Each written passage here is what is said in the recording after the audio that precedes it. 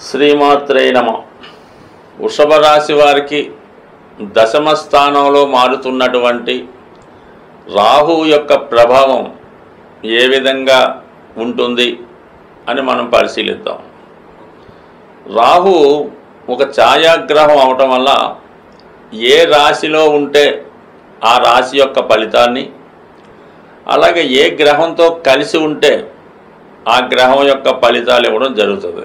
లేని పక్షంలో ఏదైనా ఒక గ్రహం వీక్షిస్తున్నప్పుడు ఆ గ్రహం యొక్క ఫలితాలు కూడా ఇవ్వడం జరుగుతూ ఉంటుంది. అంటే డైరెక్ట్గా ఆ గ్రహం యొక్క ఫలితం ఇవ్వదు, ఆ గ్రహంతో ఈ రాహు యొక్క విషయాన్ని కలిపి ఇవ్వడం జరుగుతూ ఉంటుంది అన్నమాట. అందుకే ఈ రాహువు గురువుతో కలిసినప్పుడు ఈ గురుచండాల యోగం అనే యోగం ఏర్పడి జాతకుడు తన యొక్క క్యారెక్టర్ని, తన యొక్క విద్యని నాశనం చేసుకోవడం జరుగుతూ ఉంటుంది. అదే శుక్రుడితో కలిసి ఉండడం వలన తన యొక్క మంచి చారిటీని, అలాగే తనలో ఉన్నటువంటి అలవాట్లు, బ్యాడ్ హ్యాబిట్లు వీటి ద్వారా నాశనం అవ్వడం జరుగుతూ ఉంటుంది. అయితే రాహు సింగిల్గా ఉన్నప్పుడు ఏ రాశిలో ఉంటే ఆ రాశి ఫలితం వస్తుంది. కాబట్టి మరి ఈ రాశి వారికి దశమ స్థానం శని యొక్క రాశి అవటం వల్ల శని రాహు మిత్రులు అవుతుంటారు.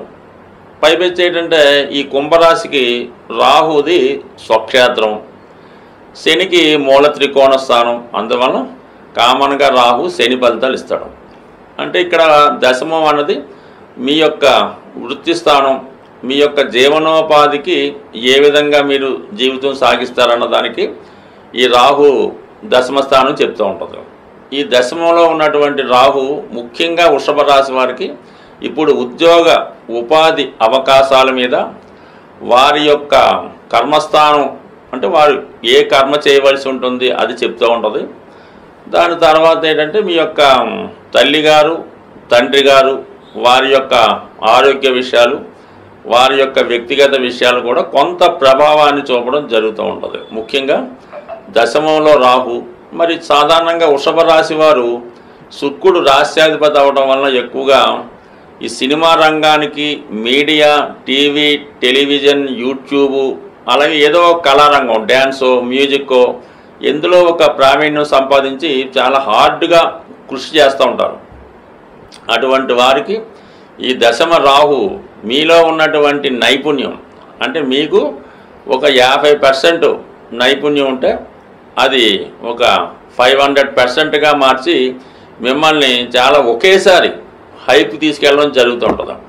అంటే అప్పటిదాకా మీరు ఏదో ఒక సినిమాకి లేదంటే ఒక రోజుకి 1,00,000 రూపాయలు ఛార్జ్ చేస్తుంటే రేపు ఈ రాహు రాకతో ఏమవుతుందంటే అది ఒకసారి మీ యొక్క డిమాండ్ని బట్టి కొంతమంది 5 లక్షలు 10 లక్షలు కూడా వాళ్ళే ఇస్తారు, మీరు అడగక్కర్లేదు.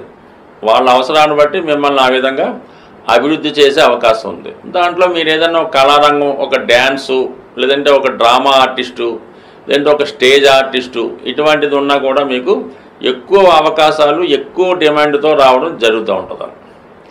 అలాగే ఎక్కువగా ఉద్యోగ ప్రయత్నాలు చేస్తున్న వారికి అంటే రాహు అన్నది బాగా లెంత్ కాబట్టి రాహు రైల్వే డిపార్ట్మెంట్లో, రైల్వేస్లో మీకు ఉద్యోగం రావడానికి అవకాశం ఉన్నది.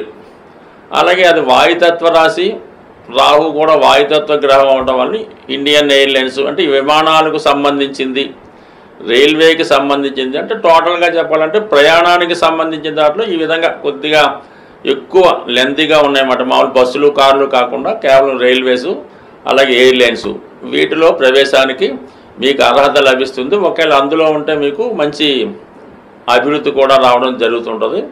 దానికి తగ్గట్టుగా మీ యొక్క వేతనం కూడా పెరుగుతూ ఉంటుంది.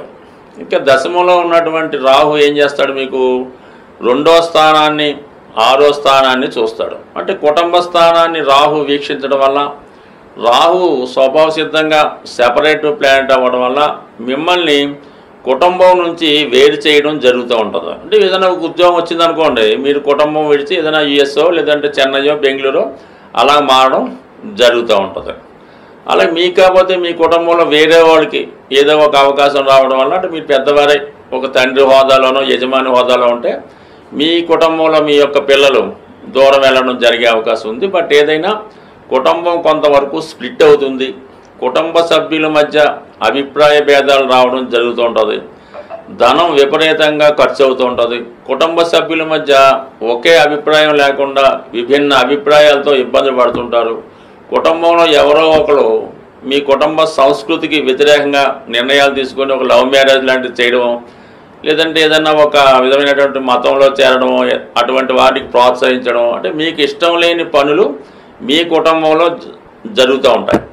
ఇక 6వ స్థానాన్ని చూడటం వల్ల అది సర్వీసు విజయస్థానం కాబట్టి 6వ స్థానంలో చూసినటువంటి రాహు మిమ్మల్ని కంప్లీట్గా రుణ సమస్యల నుంచి కానీ అలాగే అనారోగ్య సమస్యల నుంచి కానీ కంపల్సరిగా బయటపడవేయడం జరుగుతూ ఉంటుంది. ఒక విధంగా మీతో ఎవరు పోటీ పెట్టుకున్నా వాడికే నష్టం, మీరు ఎవరితో పోటీ పెట్టుకున్నా వాడికే నష్టం అన్నట్టు మీ యొక్క విజయయాత్ర చాలా వరకు సాగుతూ ఉంటుంది.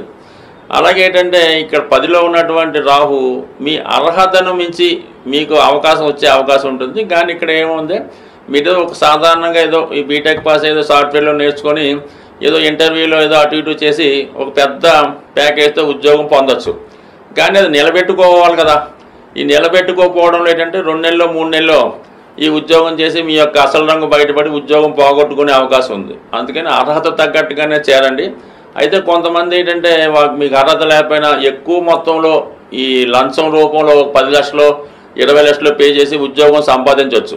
టెంపరీగా 2-3 నెలలు జీతం వచ్చిన తర్వాత మీ యొక్క అసలు విషయం బట్టి మొత్తం ఆ డబ్బు పోవచ్చు, ఇటు తర్వాత ఉద్యోగం రాకుండా పోవచ్చు. అందుకని మీరు ఎవరు ఎంత ప్రలోభపెట్టినా మీ అర్హత ఉంటేనే మీరు ఆ ఉద్యోగంలో చేరితే మంచిది తప్ప మీకు అర్హత లేకుండా అందులో చేరడం అనేది మంచిది కాదు. ఇది నెంబర్ 1 పాయింట్. తర్వాత మీరు ఏదైనా ఒక ఉద్యోగంలో ఉండగా మీకు ఏదైనా వేరే అవకాశం వచ్చి వస్తుంది, అదే వస్తుంది, ముందు ఉద్యోగం మానేద్దాం, ఇక్కడ సెటిల్ చేసుకుందామని ఉన్న ఉద్యోగాన్ని మానేస్తే తర్వాత ఉద్యోగం రావడం కూడా చాలా కష్టంగా మారుతుంది. అందువల్ల ఏదైనా మీరు ఉద్యోగం మారదలుచుకుంటే కొత్త ఉద్యోగం పేపర్లు చేతిలోకి వచ్చి అలాగే జాయినింగ్ డేట్ కూడా ఫిక్స్ అయిన తర్వాత మాత్రమే ఈ ఉద్యోగాన్ని వదలాలి తప్ప ఏమాత్రం మధ్యలో గ్యాప్ వచ్చినా కంపల్సరీగా ఆ గ్యాప్ పెరిగిపోతుంది. తర్వాత మీరు ఉద్యోగం పొందడం కూడా కష్టం అవుతుంది. బట్ ఏదైనా అత్యాశకు పోకుండా ఉన్నదాన్ని జాగ్రత్తగా కాపాడుకుంటేనే మంచిది. సాధారణంగా మనిషి జీవితంలో ఆ యొక్క జాతకుణ్ణి అత్యంత ఉన్నత స్థాయికి తీసుకెళ్లాలన్నా అత్యంత పతనానికి తీసుకెళ్లాలన్నా రాహువే కారణం అవుతూ ఉంటాడు. రాహు ఆశకి కారకుడు. ఏదన్నా ఆశ పడితే అది దక్కేలాగా చేస్తాడు, దాని ద్వారానే ఇబ్బందిని కూడా కలగజేస్తూ ఉంటాడు. సో అందువల్ల రాహుగ్రహం ఏంటంటే పరిహారాలు చేసుకోవడం ద్వారా రాహుని మనకు అనుకూలంగా మార్చుకుంటే కంపల్సరిగా జాతకుడికి ఒక మంచి ఉన్నత స్థానాన్ని, మంచి నేముని, మంచి ఆరోగ్యాన్ని కూడా ఇవ్వడం జరుగుతూ ఉంటుంది. ఏదైనా పూర్వజన్మలో చేసుకున్నటువంటి పాప పుణ్యాల్ని ఈ జన్మలో అనుభవించే విధంగా రాహువు చేయడం జరుగుతూ ఉంటుంది. రాహు ఉన్న స్థానాన్ని బట్టే మనం పూర్వజన్మలో ఏం చేసాం, ఈ జన్మలో ఏం చెయ్యకూడదు అన్న విషయాన్ని జాతకం చూడగానే అర్థమవుతుంది. అనుభవం గల జ్యోతిష్కుడు రాహుని బట్టే తను జాతకుడి యొక్క భవిష్యత్తుని నిర్ణయించడం జరుగుతూ ఉంటుంది. ఉదాహరణకి రాహువు శుక్రగ్రహంతో కలిసి ఉంటే కేవలం స్త్రీల వల్ల వ్యసనాల వల్ల నష్టపోవడం జరుగుతూ ఉంటుంది. అలాగే కుజుడితో కలిస్తే తన యొక్క అహంకారం వల్ల, తన యొక్క ఓవర్ డామినేషన్ వల్ల నష్టపోవడం జరుగుతుంది. అన్నదమ్ముల వల్ల, బంధువుల వల్ల కూడా పతనానికి కారణం అవుతూ ఉంటుంది. ఇంకా చాలా ఉంటాయి. బట్ దీనికి పరిహారం ఏంటంటే కేవలం కనకదుర్గ అమ్మవారు, అంటే మనం ఈ శక్తి దేవతల్ని ఆరాధించడం వల్ల ప్రాంతాన్ని బట్టి ఉంటుంది. కొన్ని ప్రాంతాల్లో కాళికాదేవి, కొన్ని ప్రాంతాల్లో కనకదుర్గ అమ్మవారు, కొంతమంది ప్రత్యంగర అమ్మవారు, ఈ దశ మహావిద్యలు ఇవన్నీ కూడా రాహువుకు సంబంధించినవే. మరి కొంతమంది క్షుద్ర విద్యల ద్వారా రాహుని శాంతింపజేసినప్పుడు కూడా అది మళ్ళీ వేరే విధంగా ఎఫెక్ట్ అయ్యే అవకాశం ఉంది. కాబట్టి అటువంటి వాటికి జోలికి వెళ్లకుండా ఈ సాత్విక దేవతలైనటువంటి ఈ కనకదుర్గ అమ్మవారిని ఆరాధించుకోవడం వల్ల మనకి ఇబ్బంది తొలుగుతుంది. వెరీ సింపుల్ ఏంటంటే కనకదుర్గ అష్టోత్తర పారాయణం, లలితా సహస్రనామ పారాయణం, ప్రతి శుక్రవారం అమ్మవారికి కుంకుమర్చన ద్వారా చేయించడం కానీ, అవసరమైతే అమ్మవారికి ఈ చందనం కుంకుమ పసుపు ద్వారా అభిషేకాలు చేయడం జరుగుతూ ఉంటుంది. ఏదైనా ఈ పుణ్యక్షేత్రాలు అంటే ముఖ్యంగా అమ్మవారికి సంబంధించినటువంటి పుణ్యక్షేత్రాలు దర్శించి అక్కడ రాత్రి నిద్ర చేయడం వల్ల చాలా వరకు ఈ దోష పరిహారం అవుతుంది. ఇది ఆధ్యాత్మికంగా ఉన్న వాళ్ళకి తోడవుతూ ఉంటుంది. మినువులు రాహుకి సంబంధించినటువంటి దినుసు కాబట్టి మరి రాహు దోష ప్రభావం ఉన్నవారు మినువుల్ని దానం చేయొచ్చు. దానికి కాకుండా శుభ్రంగా ఈ వడలు అంటే గారెలు అంటారు, వడలు అంటారు, శుభ్రంగా మినపప్పుతో బ్రహ్మాండంగా తయారు చేయించి అది అంటే ఎక్కువగా చేయాలన్నమాట. ఇది ఒకటి రెండు కాదు, చేసి ఏదైనా కొంత అనారోగ్యంతో బాగా ఇబ్బందితో ఉన్నటువంటి బెగ్గర్స్ లాంటి వాళ్ళకి ఒక 8 వడలు శుభ్రంగా మంచి చట్నీతో వాళ్ళకి ఆదివారం కానీ మంగళవారం కానీ వాడు కడుపు నిండా తినేలాగా ఈ మినప గారెలు వాళ్ళకి పెట్టవచ్చు. దాని తర్వాత ఇంకోటి ఏంటంటే అమ్మవారికి నిమ్మకాయల దండ వేయడం ద్వారా కూడా అనుకూలత ఏర్పడుతుంది. ఇంకా కొద్దిగా ఏదైనా ఒక ఇబ్బందులతో అనారోగ్యాలతో మానసిక వ్యాధులతో ఇబ్బంది పడుతున్నవారు ఈ పీచుతో ఉన్నటువంటి కొబ్బరికాయ, పీచుతో ఉన్నటువంటి కొబ్బరికాయ శుభ్రంగా ఆదివారం కానీ అమావాస్య రోజు కానీ సాయంకాలం రోజు ఏదైనా నదిలో వేయవలసి ఉంటుంది, విసర్జించి మళ్ళీ వెనక్కి వచ్చేస్తే మంచిది. అలాగే అష్టముఖి రుద్రాక్ష ధరించడం ద్వారా, వెండి చైను మెడలో వేసుకోవడం ద్వారా, గోమేదుకం అనే ఉంగరం వెండిలో చేయించి కుడి చేయి మధ్య వేలి పెట్టుకోవడం వల్ల కూడా జరిగే అవకాశం ఉంది.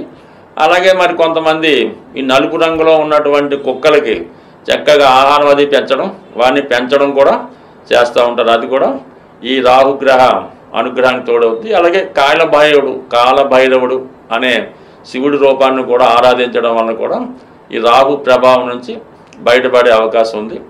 అలాగే ఏంటంటే బాగా విపరీతమైనటువంటి చర్మ వ్యాధులు, అలాగే కొన్ని రకాల వ్యాధులతో బాధపడుతున్న వారికి మీరు అంటే వైద్యం చేయించవచ్చు, మీరు వారికి సేవ చేయొచ్చు. లేదంటే వారికి ఏమైనా వారి సదుపాయాలు కల్పించడం వల్ల, అలాగే వృద్ధాశ్రమంలో ఉన్నటువంటి రోగులకి ఎవరైతే వారి పనులు వారు చేసుకోలేకుండా ఉంటారో వారికి మీరు ఏదైనా సేవ చేయడం ద్వారా మీకు రాహుగ్రహ పరిహారం జరుగుతుంది.